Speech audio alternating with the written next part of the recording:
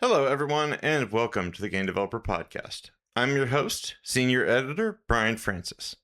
I'm very excited about the interview we're bringing you today. It's with Jackbox Games CEO Mike Bilder. Whether you picked up Trivia Murder Party in the 2020 COVID-19 pandemic, or were sketching out lewd creations in Drawful years before it was mainstream, you're probably familiar with the Jackbox Party Pack series. Jackbox Games took center stage in the pandemic because it was approachable to a broad variety of players and relatively easy to set up for remote play, Twitch streams with your audience, etc., etc. Like many other developers, they reaped huge financial rewards and then saw sales decline as people went outdoors again. Unlike certain other companies, they didn't overexpand and didn't have to do mass layoffs when those sales declined. In fact, they've now set up a new publishing arm to support games like Toot Games' 2D stealth comedy title, My Arms Are Longer Now. Today, we're asking Bilder about how the company adapted to the changing video game marketplace, what it's like to be a business person, a business leader at a comedy-focused company that doesn't take itself too seriously, and how Jackbox is looking to support other developers through its publishing business. Enjoy!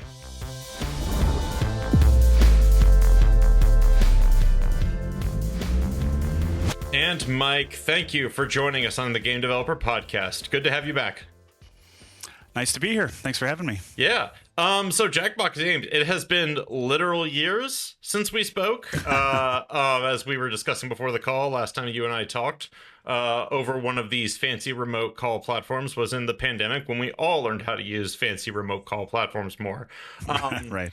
But we were talking back then because Jackbox Games had a huge boom in the pandemic. We were talking about, how you guys were seeing like Thanksgiving weekend level traffic on like a regular basis. And when we spoke then, it's not so much that you guys were like the proof or whatever that like the video game market was going up, but you were sort of definitely like a case study for how when people, had to spend more time indoors, this is what they turned to. And obviously that whole topic has changed since then. The course of that conversation and where people are spending their money has shifted. But you guys have just seemed to kind of keep trucking and are doing some cool new stuff. So I guess like just to kind of start off with like how are you guys doing right now is a fine first question for this conversation. We're doing really well. I think as you maybe have alluded to or would assume, like most of the industry, we had a big increase during COVID. And for our company in particular, we went from, I think, a gaming name. If you were a gamer or had a console, you knew who we were because we had been making party packs for years at that point already. But we went to a household name at that point. And I think, lots of happy hours and quarantine hours with family playing over VidCon, like this kind of setup. And it really propelled us to a new level, and just both as awareness of the brand and as the company, but also in sales and revenue performance. Those were really good years, despite how bad of a time it was for the whole world. They were good years for Jackbox, and just like the rest of the industry, when the world opened back up again, a whole bunch of those gamers that did that maybe only during the pandemic left gaming and stopped playing or didn't buy games, and I think the whole industry has tried to find the bottom. Where's the bottom post-COVID? And sadly, I still think we're seeing effects of that. There's lots of layoffs and cancellations of games and things, and some of that maybe part of the economy and where we're at right now. Some of that overexpansion, I think, during those over lucrative years during COVID when sky was the limit for gaming and everybody's a gamer now. But, all that's unfortunate. And, we kind of weathered that storm as well. Like, if we were up high, we came back down to reality. We leveled out above where we were pre-pandemic. And so it was still growth for us as a business. But, we had to weather a number of years of declining revenue to kind of get back to that bottom. And, last year we had a strong growth year for the first time in a number of years. Yeah. And so, we feel pretty confident that we have kind of hit that bottom for what it means for at least Jackbox. Yeah. And are looking forward to, how do we grow from here and continue to expand the company. Yeah.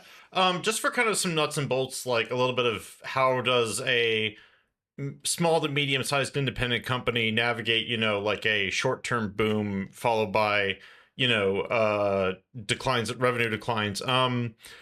Would you say, was your strategy as it was hitting to sort of focus on like sucking as much money away as possible for a rainy day? Or we sort of talked at the time and you guys have been pretty modest in your ambitions. I believe there was like sort of the reality game show project. There was some of the cool things you guys were doing with the Jackbox games, but you guys didn't like, I don't know, try to spin up a whole new game franchise or anything. Or from what I could see on the outside, was that your guys' approach to it? Was, sort of go, hey, great, we're not going to explode, I guess? Yeah. We've weathered other storms before, maybe not as big as something like COVID. But we were a fledgling startup, despite having the Jack roots. Yeah. That company did really successful in the 90s and then shuttered in the early 2000s. And then we brought it back and again pursued that IP, but then also expanded into what we're doing now, which are the party packs with phones as controllers. But along that same journey, we had a number of near-death experiences and running out of cash and having to downsize and expand and downsize and expand. And but doing that as a smaller independent company at that point. So, all those were painful and challenging times, but we weren't a studio the size of what we are now. And, it doesn't have the same kind of mass or implication if you have to downsize a studio, by some percentage or something, let's say.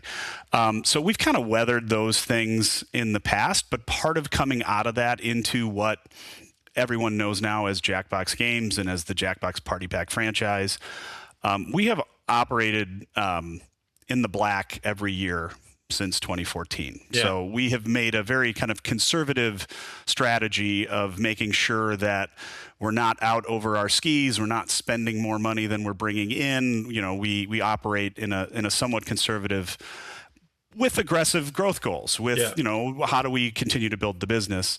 But again, never doing it so that we would have the going concern of a game didn't hit or didn't do well, or COVID went away and suddenly, nobody's playing games, or that lucrative gravy train dried up a bit. And, we have at least been able to weather all of those things since 2014 without having to do drastic things. Yeah. And, some of that I think is operational, and, got a really strong leadership team, and it's how we operate the business.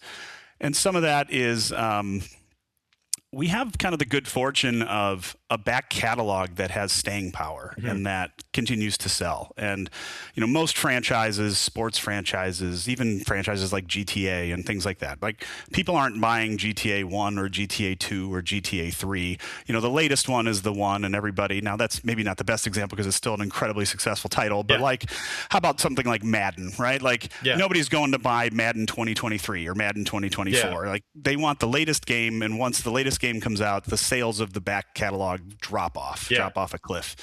We don't really have that. And a lot of that is because the product offering is unique in each of the party packs. Yeah. And so if you find something that's appealing to you and you're recently introduced or newly introduced to the party pack franchise, and a recent release like pack 10 or 11, let's say, and you love drawing games, or you love hidden identity games, or you find that the trivia games or the bluffing games are the fun ones, there's a lot that we offer in the rest of our catalog, and you're likely to go pick up additional games or buy bundles or wait for a sale. And so we don't have that kind of indie challenge where any year's single release is a make or break equation for the company, or, like it's a going concern if this game's a flop. And, I can speak to a little that, the Naughty Pack was a pivot for us.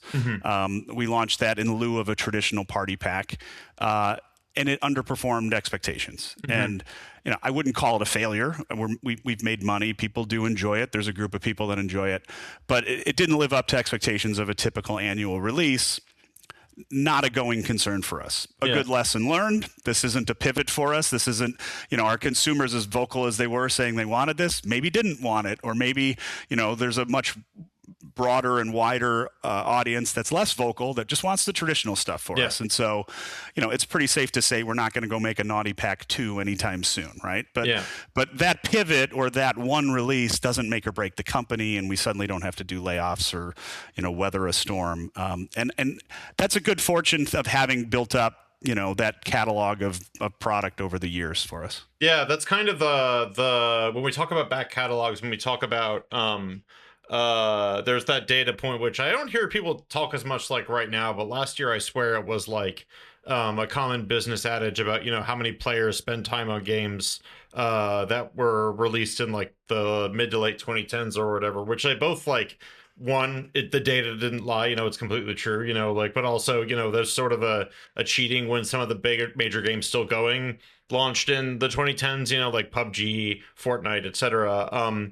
But I think you've raised an interesting lens that I haven't looked at yet, which is what happens when your back catalog structurally can't sort of be a thing people want to engage with after they play your newer things, right? Like you guys, obviously this has to do with the format of your games, where your games are pretty technology agnostic, right? Like it's just kind of was one of your guys' games, from years and years ago, fun and interesting as its newer iteration, and then people want different versions of that, the different questions. That's an easier go back, but I'm thinking also of how games like in theory Paradox built its business off this, but they also crashed into the shore a little bit with some of their decisions. This is Stellaris, this is Hearts of Iron, this is they use DLC to sort of achieve the same effect. So it's not a bad thing for all companies, and I think there are certainly developers that make what we might say conventional games who do enjoy strong, like, hey, I checked out this game, now I'm going to go through your back catalog.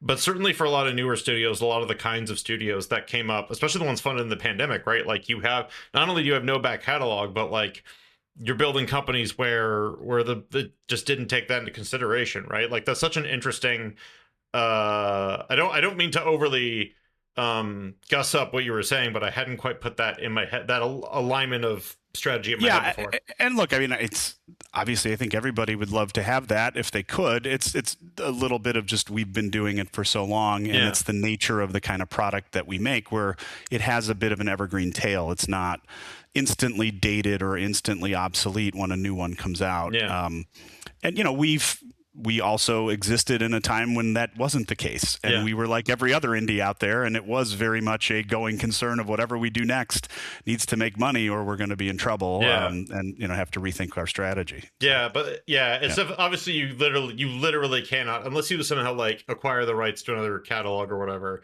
you can't start a game studio and have back catalog revenue coming in. That's just, like I said, unless you're... There's always that chicken and egg problem, always. Yeah, always. And we've lived it, and we had the good fortune of kind of building product that people like, and it does have that longer tail. And if I could make it a formula for everybody, I certainly would. But I think we're a little unique in that way, and fortunate because of it. And I acknowledge that we're fortunate because of it. Yeah, kind of an interesting like parallel thing to the there's a huge back catalog is actually kind of the boom phenomenon that you guys went through, because of like we sort of compare what your audience was, which was which is a mix of like gamers who want more than those casual party games you find at the bookstore, to the families around them that they introduce and show them there's something silly, and it's not just shooters and microtransactions and stuff. There's kind of an overlap with that group with some of the big boom franchises that aren't with us anymore, right? I'm thinking of sort of Rock Band. They're not quite in the same thing, but I was thinking of Tony Hawk and how you guys have this regular release cadence that adds value to it, but the industry's also grappled with regular release cadences, in theory, serving this audience that have just overserved it. So it's just such a tough balance to strike, right? Yep. I understand that. Yeah. And, it's part of some of our diversification strategy, which I'm happy to get into. Get into it. Yeah. There's a demand for what we do. People still like our party games. We still love making them. We're going to keep doing that. Yeah. But, we also consider ourselves fortunate to be talking about Party Pack 12. And, 10 years ago when we were making Party Pack 10, we were like, okay, what's next? Like, is this thing going to last for more than a couple iterations? And then we're going to have to do something else. And so, are we going to be 10 years from now talking about Pack 22? I'd love to think that's the case, but we also, who knows? We may have an audience that fatigues on what we do, or the next shiny thing, or it's a very competitive entertainment space. We know that, and so we want to, what could we do to grow the business? Well, we could build a second team internally, making another party pack a year. We could have 2 party packs launched every year. I think that's a disservice. I think we would oversaturate our own market, and I think we would, hurt ourselves if we did that. Yeah. And so how do we bring new product to market, and how do we try to continue to grow and expand our business without competing with ourselves or saturating ourselves? And, we have a couple of franchises that are pretty big, or at least big enough within the Party Pack franchise, a couple of IPs that could be broken out as standalone games. And we're doing that with Trivia Murder Party this year. And kind of a slightly different take, familiar in execution and gameplay, but being built in Unreal. So, has different visuals and some different mechanics around the killing floor mini games and whatnot. We are, moving forward with publishing. And, again, I think we have a very large audience that's pretty sticky, that likes our product. And we have, a pretty robust release ability. We are on 13 different platforms. We have a marketing team. We run all of that internally. We have great relations with all the first party reps, with Sony, Microsoft, Nintendo. And so, we can help some indie devs get to market. And we can maybe bring some cool games to our audience that are tangential to what we do. They're not, maybe exactly party games with phones as controllers. Maybe they're for our single player games. Maybe they're multiplayer same room games. But it's pretty safe to say you'd be able to look at the games that we're publishing and say, oh, I get it. I get why Jackbox published that, right? Like something that's humor-based, something that's social-based, comedy-based, interaction, And so, again, that's I think, interesting way we can build the business. We can also help out some indies. We used to be one of those, kind of a neat way to give back a little bit and try to help some other people. And what we hope is we find a few that make really good product, and we just have a great relationship with them and make a whole bunch of product together. And, the plan there is to launch, 1 or 2 initially, and then kind of grow into that business as we figure it out and figure out what our consumers, our audience in particular, really like. And then, you're talking a little bit about our competition, and competition in the game space in general. I think there's a ton of stuff that sucks up attention these days besides just gaming. There's every social media app, TikTok.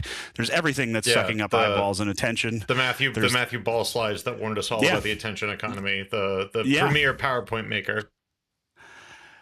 I mean, a really interesting report this year because it went into a lot of that detail. And last year's, I think, focused on a lot of those like forever games like you're talking about that just still suck up Roblox, Minecraft, Fortnite. Like they suck up 70-80% of the market, and then 20% is left for everybody else to fight around, right? And we fall squarely in that as well. Like, yes, we have some kind of stable audience that likes what we do annually, but I'm sure, our core demo really hasn't changed. It's still 18 to 35. And so if it hasn't changed, that means people are aging in and people are aging out. It's so like we still attract the same generational, kind of state of life that people enjoy our games. But it is a changing audience for us too, right? Yeah. And we have to adapt to that in how we write and some of the game mechanics. And that's a learn process as we go. But besides all the attention suckers of streaming TV and everything else out there, we have to look at what our gaming competition is and what that looks like. And my argument is that games like Fortnite and Call of Duty and Roblox and like those aren't necessarily competitors to what we do.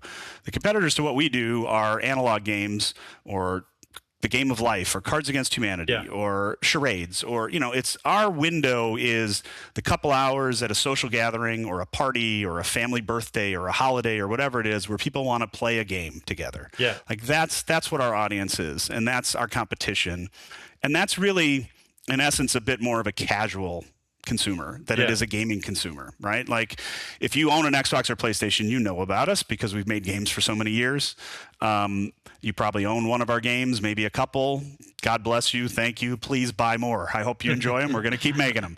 But if you're a casual consumer, you might not even have a console. You might not know how to hook your laptop up to your TV to play a game. You don't consider yourself a video game player. But you have smart TVs and you might have set-top boxes. And so we try to get on those devices. We're on Apple TVs and Fire TVs. And one of our new initiatives that we're pursuing as well is to launch a streaming service onto smart TVs. Yeah. And so, a Jackbox channel that would allow you to play games, a couple of games for free with ads, and subscribe and then get access to the whole catalog. And you don't need any particular hardware because it's, the games run in the cloud, so they just work on any kind of smart TV.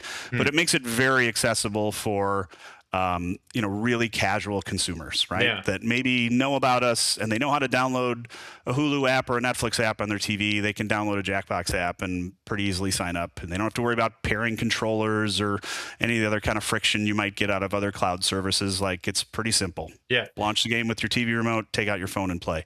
So that's another, move that we're doing, and kind of expansion and diversification for us. Yeah. It's kind of interesting because on the one hand, the getting into smart TVs, you guys since the pandemic just sort of, I feel like, have just been very visibly aggressively going like, hey, like you said, 13 platforms, right? Like you guys are shipping Jackbox in as many places as possible to get to people like me who will I would run games through Microsoft Teams. That's how determined I was sometimes. Not good. Awesome. But also, like people who just like you said, the channel thing. So it's kind of interesting that like for Jackbox, there can be a strategy to sort of get it to more of the people who are, like you said, Cards Against Humanity, Apples to Apples, Game of Life, sort of this casual, I'm not even going to say casual, but conventional board game, like social board game experience. But meanwhile, now that you guys are in the publishing business, you mentioned there, you've got Toot Games, My Arms Are Longer Now. And I saw this trailer, and it's funny because both like, I understood why it was a Jackbox game, right? Like the comedy, this Adult Swim grit type comedy was just immediately like right in front of me, right? And I was already giggling looking at it. But I was also, and it brought to mind like Untitled Goose Game and some of these other like little fun games that have broken out a little beyond like the gamer audience. But I was also a little surprised because I looked at it and I thought, this is a sort of Steam first, maybe console like video game, right? Like this is a core gamer puzzle comedy game, and for whatever and I was only a little surprised because I thought Jackbox was kind of going the direction you were just talking about. So I guess like beyond what you just said, which is support indies and find cool stuff, because like we all want cool stuff, right? But like what made you think this was sort of a right path to pursue, even if it was like a little bit of a red, I forget, is it red water market, whatever, it's a competitive field? The publishing field, you mean? Publishing this kind of game, I would say, right? Which in particular? Publishing that kind of game? There's a lot of games like this that go out and do just okay or don't do great, whatever. Yeah, it's crowded, is what I would say. Yeah. Well, I mean, I think every marketplace is crowded right now. There's record numbers of games launching. So I think part of it is trying to find those diamonds in the rough, and what is something that we believe in, that we think we can help in some way, shape, or form, bring to market, find the right resources to help, add editorial or comedy if it's something they need or open to. But yeah, I think I think part of your question answers a little the question, right? Like Untitled Goose Game is a great game, and just this kind of indie hit that took off. I liken My Arms Are Longer Now to that game, but also to Thank Goodness You're Here. If you played that game, another similar one, just kind of came out of, quietly launched and like, wow, this thing's amazing, and got a whole bunch of traction and sold. I don't think we're looking to set the world on fire. We want to be profitable in our endeavors. Yeah. Obviously, it'd be great if we could find an Untitled Goose Game or a Balatro or something that just takes off like crazy. But we're just trying to find good games that we think add on to what our audience would enjoy. And we're not particularly looking for phones as controllers trivia games or party games. Like, we do that. We don't need to find a indie that's trying to eat our lunch and do the exact same thing and go, oh, we'll publish your games and call it by Jackbox. Like, that's okay. Maybe we'll do that in the future if we stop making party games, but I don't foresee that happening. That's our bread and butter. So instead, it's what other offerings. And the other thing I'll give you is in data is our games are played in very much like a sine wave. I mean, the weekends come and it's big Thursday, Friday, Saturday, and then Sunday, Monday, Tuesday, Wednesday. It's like this. It's a very predictable wave, and where you get huge spikes and blips are holidays. Like 4th of July, I'll see a big blip, bunch of people together, they're looking for something to do. The big holidays, Thanksgiving, New Year's, those are going to see huge blips. But we also are seasonal somewhat in our sales. Like, we have pretty steady sales throughout the year, but then you get to the winter holidays, people are together at Thanksgiving, people are together at Christmas and New Year's. Like, that's when sales are really big. And sales are big for the games industry as a whole because consoles are being bought. And so, Q4 is always pretty busy. But for us, it's a very big season for us. We would love to have, a more spread out kind of predictable revenue cycle for us where everything isn't backloaded towards Q4. And so if we can launch product throughout the year, that helps with that. And if we can also launch product that doesn't necessitate people to have to be in the same room together or even organize a Zoom call or something to share the screen. And so, we flatten out that sine wave curve of play. More people are going to play a single player game if they, that's funny and fun, that doesn't require them to get 3 other people together or be at a friend's house on Friday or Saturday. And so those are additive to what we bring to the table. And so that's why it's a different kind of mechanic that we're potentially looking for in the games that we publish. That, again, we want that Venn diagram to overlap with our existing audience and fans of what we do. So that's, we're going to be particular about the kind of games we bring into the fold, but they're not going to be exactly the same kind of games as a party game that we would make. Now, could we potentially take a game like My Arms Are Longer Now and make it work with phones as controllers? I guess it's possible.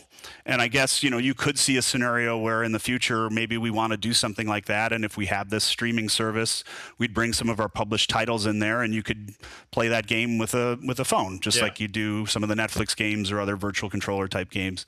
That's more forward looking. We haven't committed to any of that kind of stuff, but it's, all that's a potential. And if games are successful and our audience really loves them, we'll find ways to make them work for everybody. Like there's kind of a potential world where if My Arms Are Longer Now finds its audience, and for the audience who hasn't already hopped on Steam and looked up this game yet, and you should, I'm giggling. I have it opening in the window and I'm just giggling internally every time a screenshot flows by.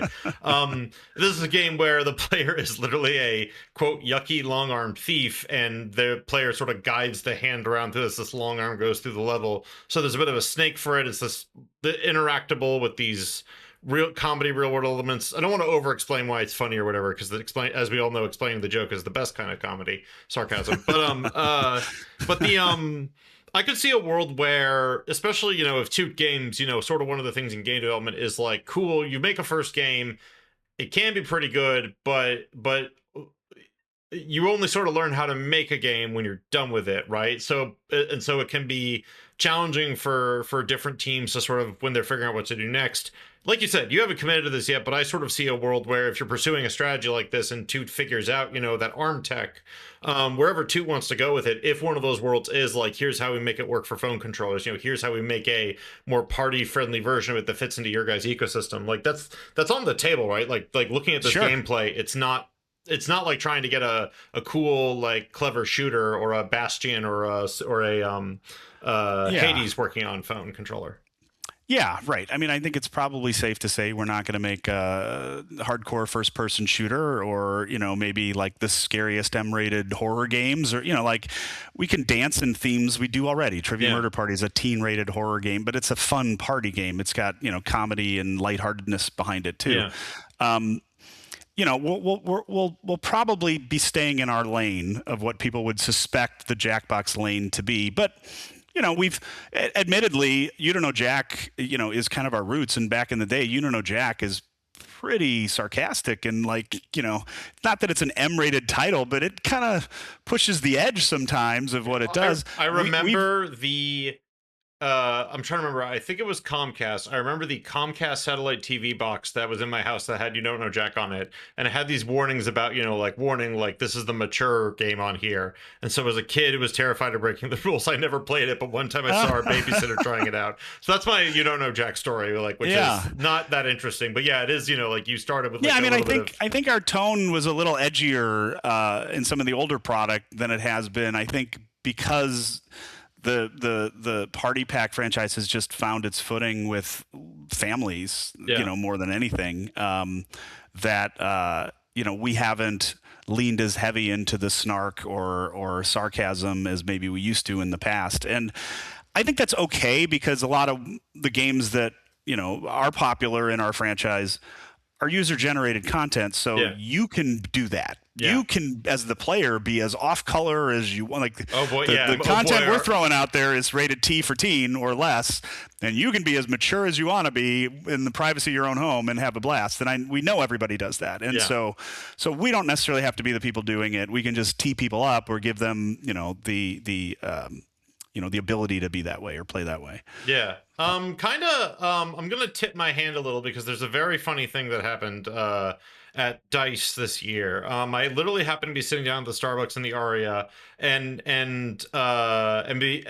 I overheard a pitch happening right behind me.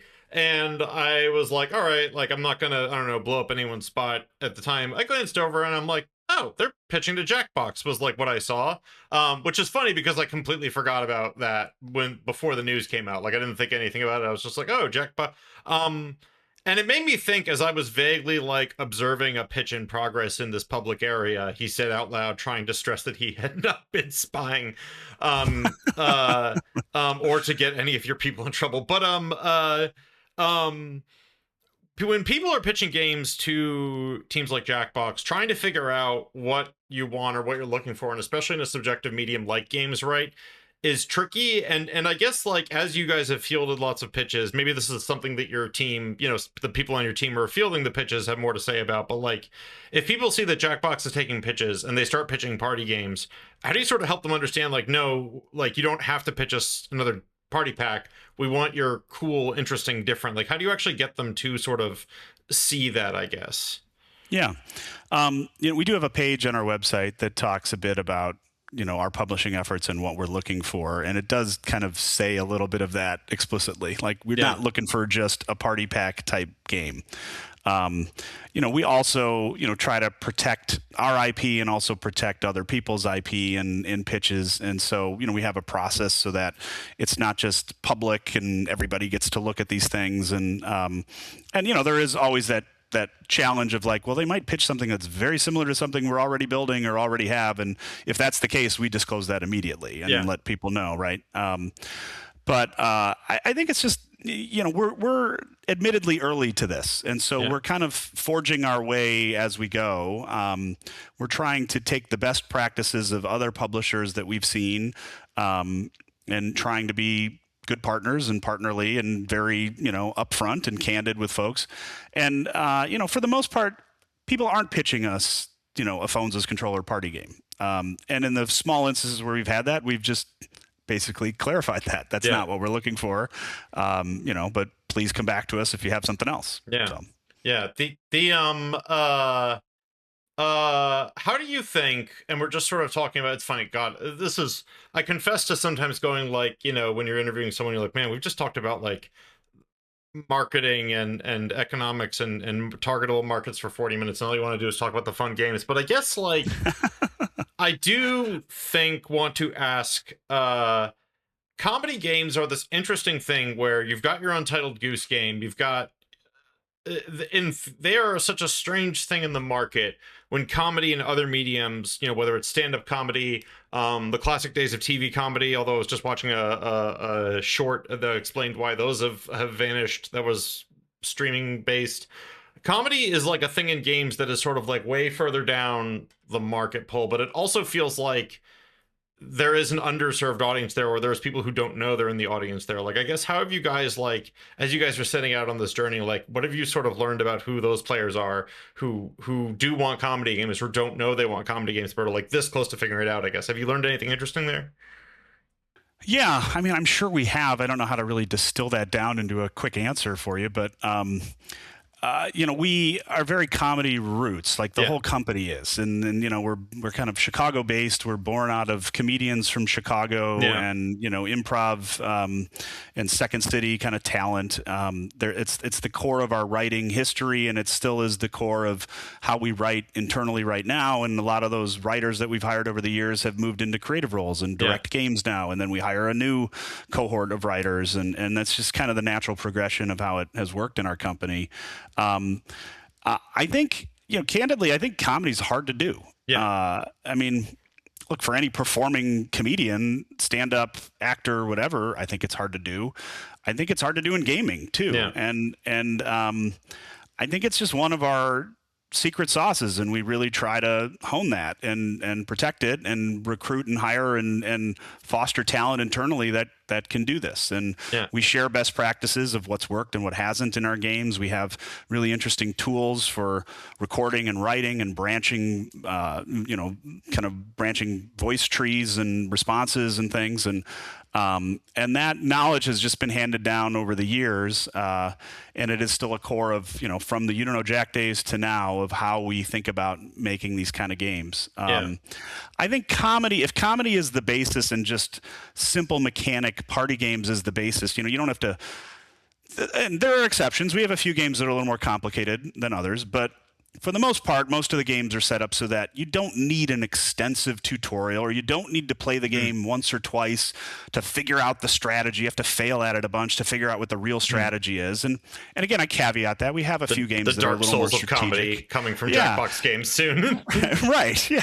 Right. So you have to grind in the RPG in order to figure out to get enough comedy points. But, oh my God, an RPG about being a stand-up comic. Someone pitch that to Jackbox, please.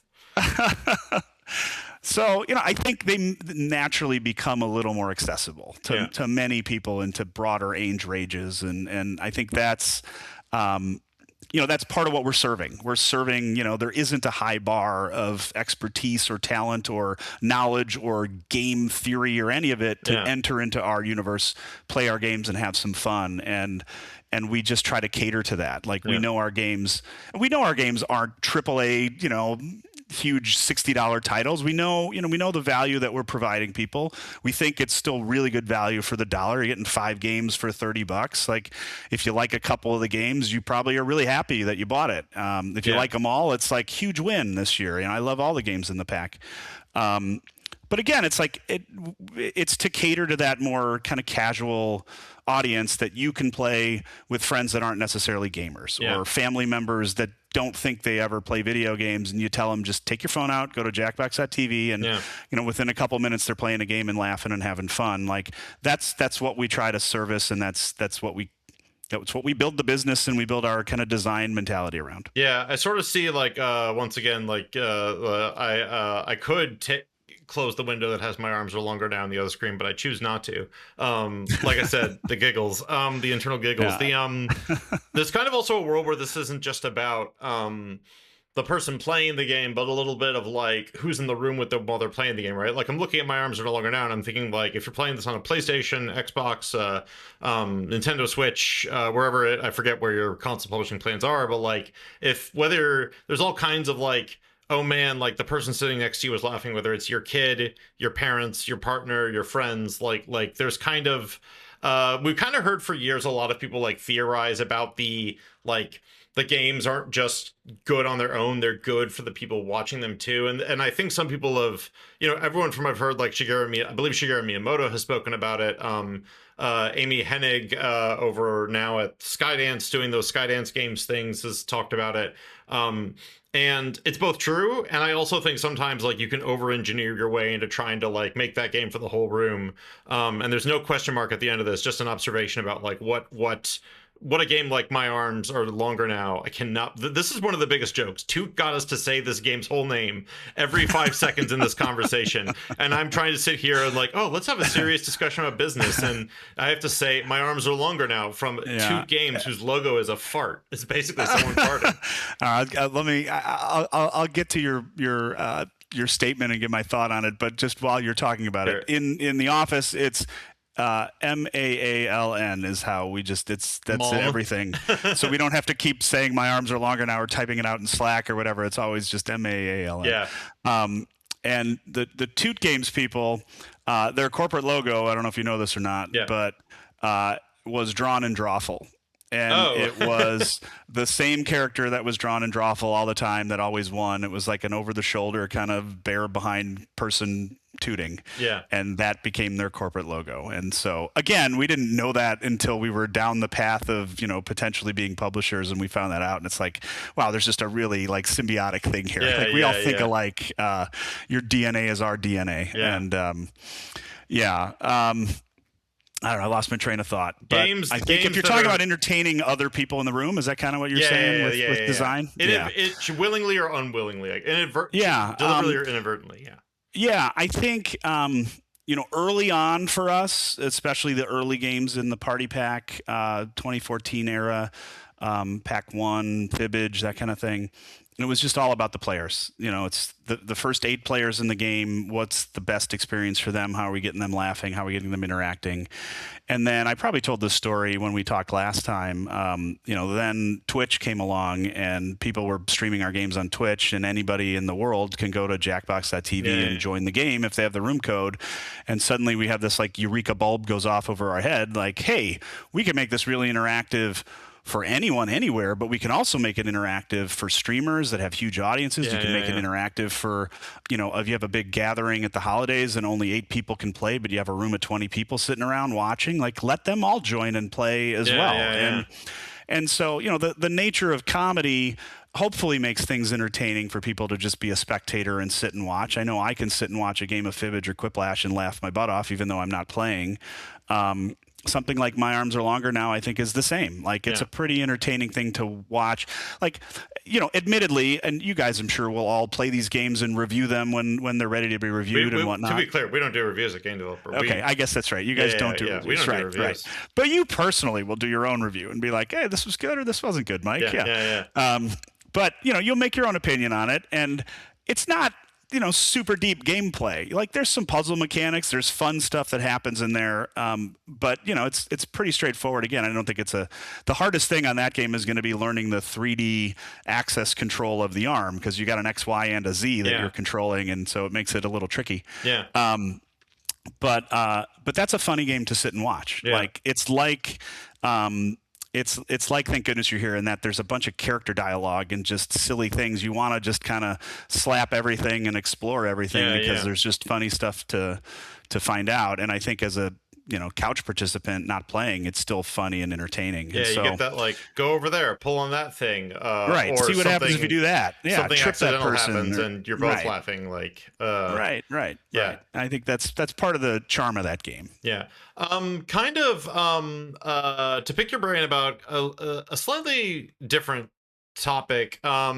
This is such a challenging industry because I think all we talk about in all industries, in creative industries, technical, like every day, there's a sliding spectrum that people have to be on, from sort of nuts and bolts making the product to business side, managing business relationships, looking at strategy and stuff. And in games, this other end of what we're talking about here stretches even further into this very subjective thing of comedy, craft, quality, and every team has their own different way of doing it. Obviously, you guys have yours, but I guess like for you as a CEO who's wrangling the business in this way, what's it sort of like to have to spend so much time kind of sitting there and thinking about this big picture stuff, this business stuff, when kind of like what it would be nice to do is just go down and focus on the comedy, right? Like to laugh and giggle at all the stuff, or to be helping figure out the jokes. I don't know. I'm sort of like interested in how like strong teams can have leaders who can, take on those like sort of challenging things that aren't fun and still keep an eye on the fun of their company's games, you know? Yeah. I think it's actually a great question. I made games for a number of years before I was at what is Jackbox now. I was at Midway Games, and I was a game programmer, computer science background, and so I know the thrill of making a product.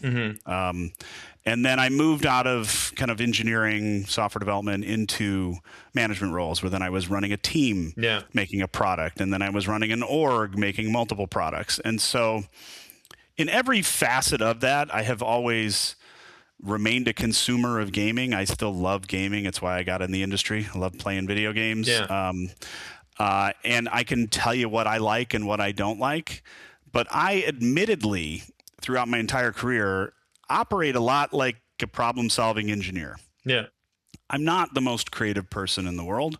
I like to empower people that are good at their jobs and put them in the right seats. And, you know, you're a great designer, you're a great artist, you're a great engineer, and, you know, build dream teams around that and give them the tools and the resources they need to make awesome stuff. And, you know, maybe I've got to make sure that that train that's going down the track doesn't veer off the track and stays on it.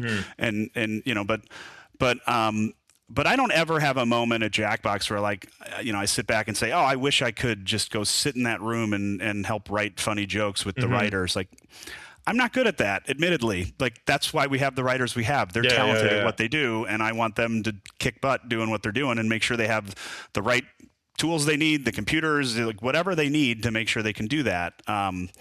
And so I actually enjoy the business side of it, and I enjoy thinking about the strategy and you know, the profitability and, you know, some of the stuff that's annoyingly boring, I'm sure, to many people, and like I wish I could just get that out of the way. I don't operate quite that way. I don't, you know, and maybe it's just a personal thing. I know there are a lot of people that are CEOs of companies or founders of companies that are still hands-on in the trenches, building, designing, and I really haven't done that in many years on a personal level. Now, I am very involved still in the greenlight committee as games are pitched internally, what we greenlight. I'm involved in milestone reviews as games are being developed, and I have, you know, years of experience of having built games or been a part of teams making games that I can bring to bear to help guide that. And then I also just have personal taste. Did I find this funny? Is it more fun now that you've added this feature, or less fun that you've added this feature? Like, maybe this needs to tweak. Like, I still have a lot of personal opinion I bring to those kind of things. And I try really hard to make sure that my voice doesn't speak any louder than everybody else's, because inherently you'd think on an org chart, people would be like, oh, well, the CEO told me I need to do this. Like, no. That's one person's opinion out of 10 in the room. Like, weigh them all equally. Unless someone's telling you explicitly you have to change this, that's not how that works. But yeah, like, I don't really have that moment of, you know, I still laugh at work almost every day. Like, we make funny product. We're playing games, you know, we test our games. It's a great time of year for us. We're in the final throes of polishing these games before we submit them and get them out in the fall. And, you know, the games are really shining right now. So they're really fun to play. And, you know, throughout the week, we have multiple play sessions. We have, you know, we have 6 games in development. So there's milestones that happen every other week for different games. And so I still have a decent high touch in there, but I don't mind doing what I do. I actually enjoy what I do. Yeah. It's a sliding spectrum, right? You cannot clearly state that when it comes to running any company in games that, like, the CEO needs to be like playing games every day, hands-on in development, or the CEO needs to, like, be pure only business. Although I can certainly think of a few CEOs at larger companies whose fixation on business and not spending time to sit down and play games has guided them to some bad spots. But there's also I agree with that entirely. I think the moment you have executives running gaming companies who aren't gamers or don't play the product they make, you have a big disconnect. And I mean, that's a personal judgment I have, but I think I observed the same things you observed there. I think we've all like stared in terror at someone and concluded that the only way they could have just said the thing that comes out of their mouth is if they haven't sat down and played a game or bought something at Steam, or in your day would have been good, or in your day is still going.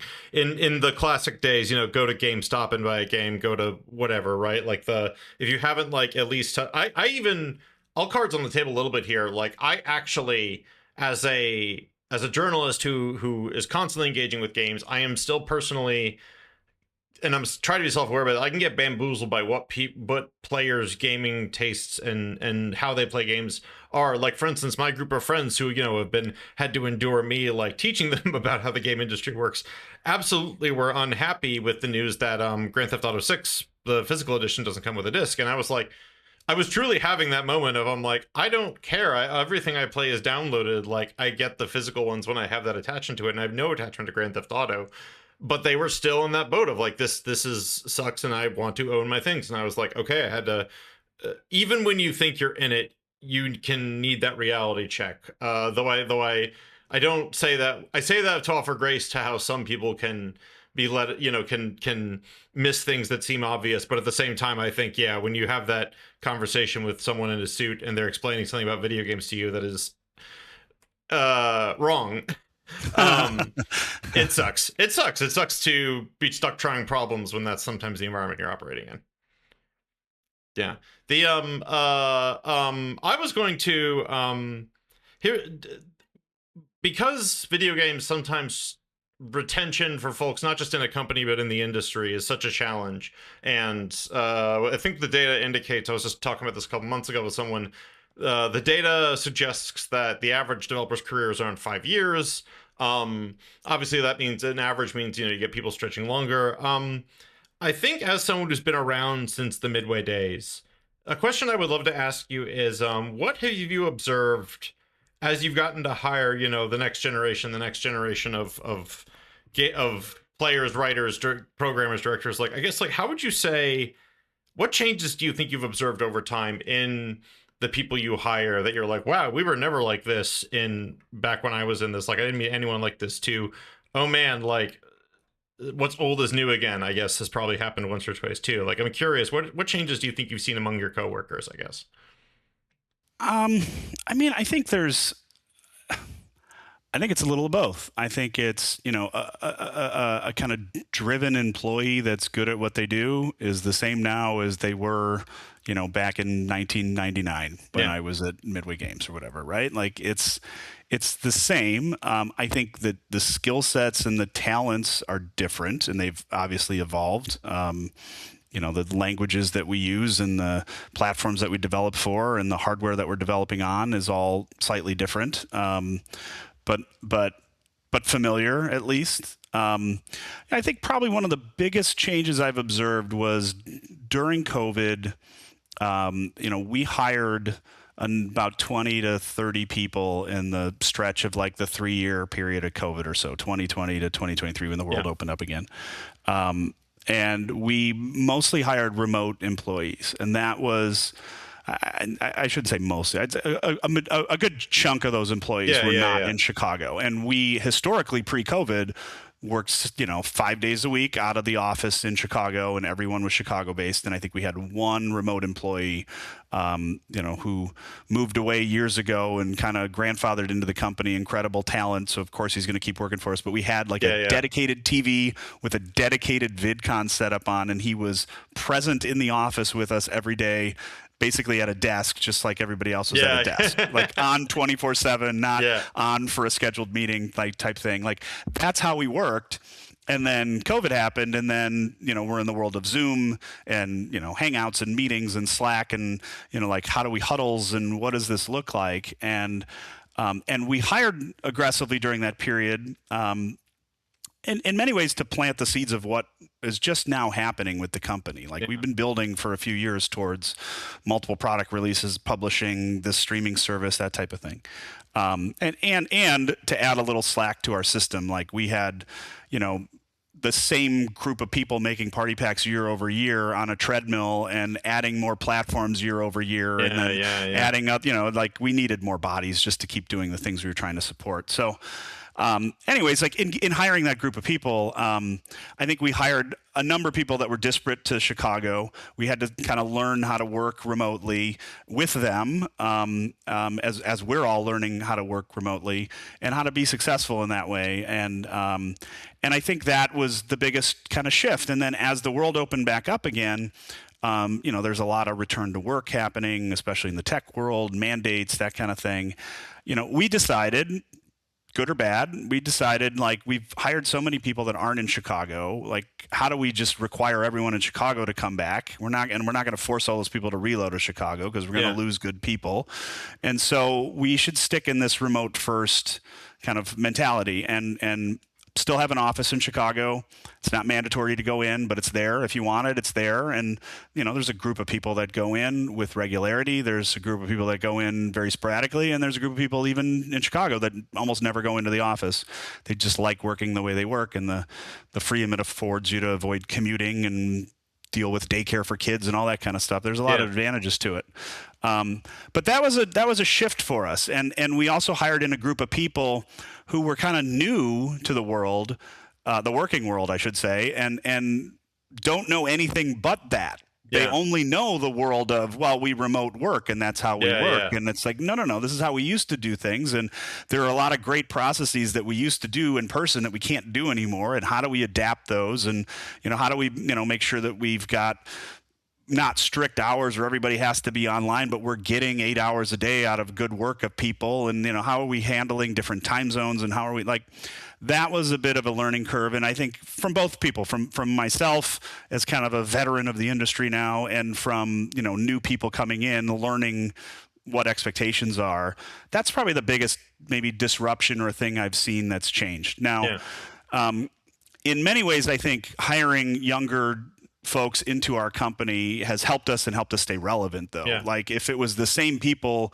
who making, all the games for Party Pack 12 that made the games for Party Pack 1, like, my guess is the editorial's not going to resonate as well with that age group, that demographic. Like, maybe the sensibilities of gameplay aren't going to resonate as well. Like, we need fresh ideas, we need fresh people, and we need, as we age as a business, we need younger people in here that help age us with a new cohort of consumers. And so I think that's been an advantage for us in bringing in some of those folks. Yeah, comedy is just such a, like, it's both, like, two things are true. One, like, classic comedy, like, God, like, pop on a comedy from 100 years ago and it's still funny.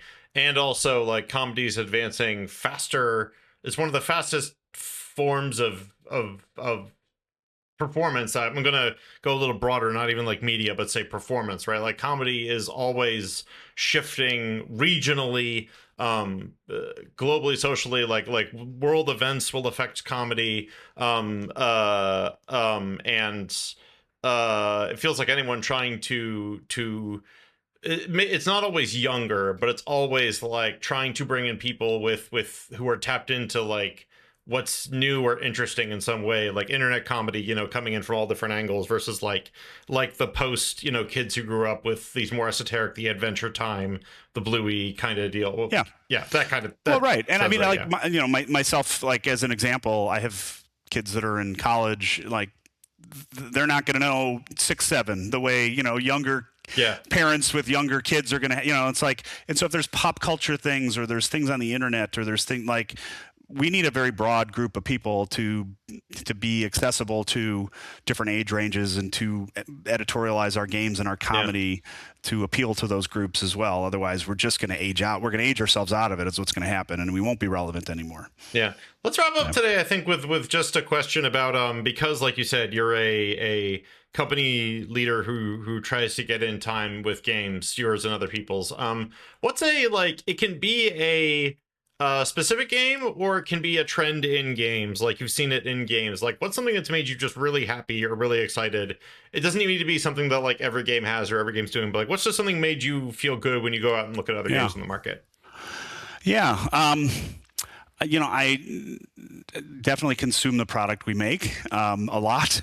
And but in a good way. Like, it's almost it's one of those, like, moments where friends will come over and they'll be like, "Oh, let's play Jackbox." They're like, "Okay, let's play Jackbox." But then I get into it and I'm like, I love it, and I'm so glad that we're doing this. But it's like, I just played Jackbox this week with everybody at work and played all the But my son is home from college, and we just finished Split Fiction.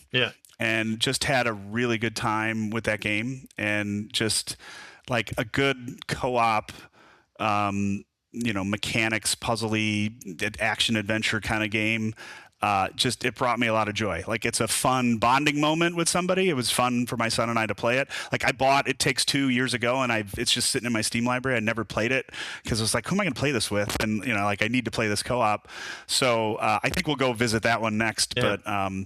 But just that mechanic of split screen, fun kind of co-op, couch co-op. And I relate that to the kind of games we make only because we kind of have the same couch co-op. It's different, but we bring people together, and that still brings me a lot of joy. Yeah. Like, that's just a fun moment. Don't get me wrong, I like grinding on a single player game. I have like maybe 150 hours in Hades 1 because I just am addicted to that game loop and keep wanting to play it. But like, and it's a great game, but that's an insular experience. It brings me joy. When I'm with somebody else and I have fun together, like, that social moment is always really fun, and I enjoy that. It kind of brings me back to like Horde mode and Gears of War and like playing that kind of stuff with friends and playing over multiplayer and that kind of thing. So so I like that. I mean, I'm sure I could go into a lot of things I don't like in the industry, but I don't really want to do that. We'll pause on that today. Sometimes I want to hear it, but today, like, but we'll keep it specific. We'll keep it specific to keeping it what's making you excited. Yeah, that's exciting for me. I do think, it's always changing. That's one of the things that's really fun about this industry is, there's always hardware changes, or there's, new things and capabilities you can do with engines, and there's new tooling, and there's some new crazy game that comes out of left field that no one would have anticipated. And like, holy shit, it's the biggest thing ever now. Yeah, and peak, it's like, just peak. That's, I mean, Balatro, or it's just, there's just stuff that just blows up, and it's just like, it's amazing, and it's super fun to watch and super fun to see.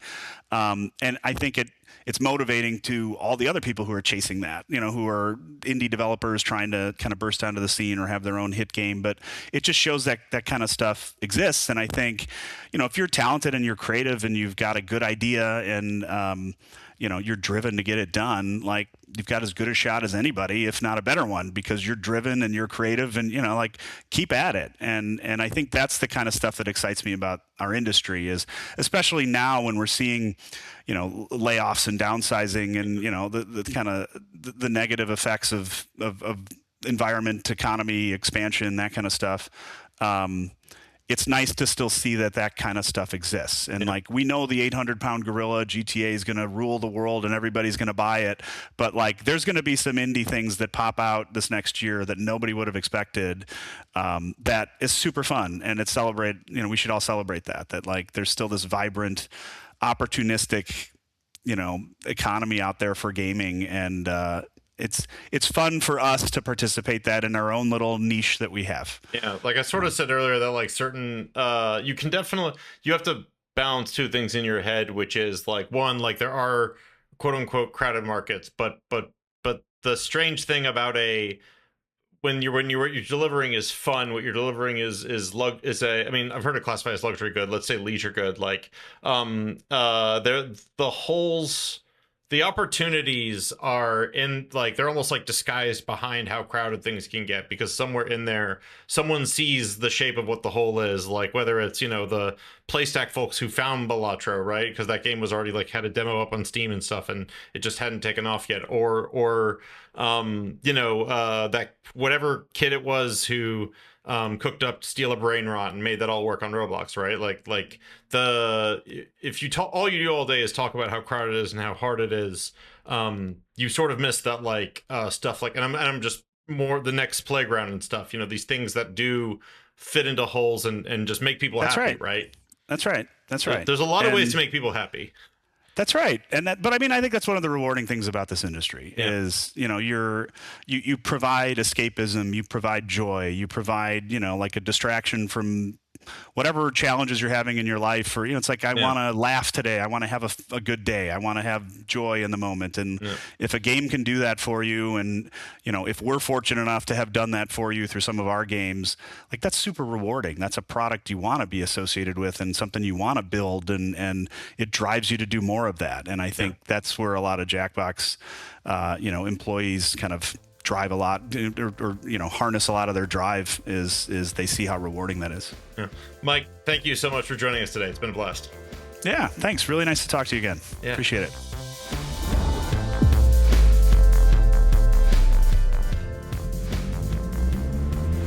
Thanks again to Mike for coming on the Game Developer Podcast. And listeners, I'm recording this outro some time after I spoke with Mike.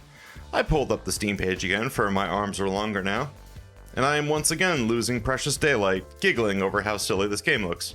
Be sure to give it a glance and maybe a wish list. Who knows? Today's episode was edited by Pierre Landreau, and our theme music is by Mike Meehan. Thanks so much for listening. And if you're at DICE and you see me, and you want to distract me from eavesdropping on your game pitch at the Starbucks, just send someone over to ask me about Star Wars tabletop minigames. I'll be like a cat with a laser, cat with catnip, like the cat that's banging on my door right now as I'm recording this. I just can't help it. Now, if you'll excuse me, I have to go do something about that cat banging on my door before she kicks it open. She can do that. I'm serious.